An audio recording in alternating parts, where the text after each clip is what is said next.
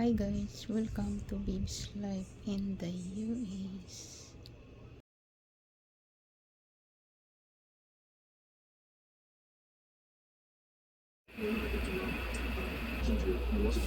Where you're coming, I understand, and I told, like I said, you're going to get a great chance to make because I think you have those people lessons. Where you're coming out right now on this, the big argument, you know, the Democrats are doing, when you take up our line and try to work as clean as possible, and so to think of that and continue to do.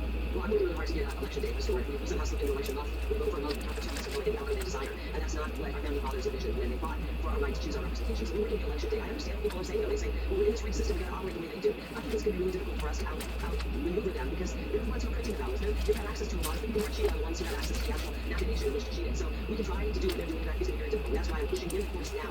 A year and 3 months before this election, we are pushing to get some reform. I don't think it can happen legislatively in Arizona because unfortunately we have frauds in the governor's office who will never sign legislation. This whole system is illegitimate. I want to get to election day. If for some reason we're unable to do that, as we near the 24 election, I think we got to play in this rigged system and do what we have to do.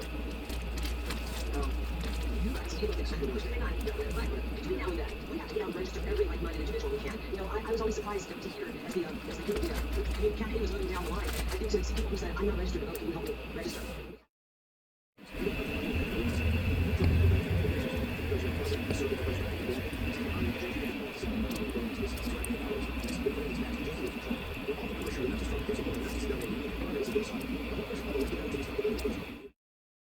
He's only on 3 in 2024. Part of that work is you carry like what you did in Arizona. Which is sensible to grassroots about this whole primary. I think so let's get on. Let's put the money to ground game. Let's put money to go after election law. Let's come together and have a sweet victory. We have any more time for this nonsense of this primary man.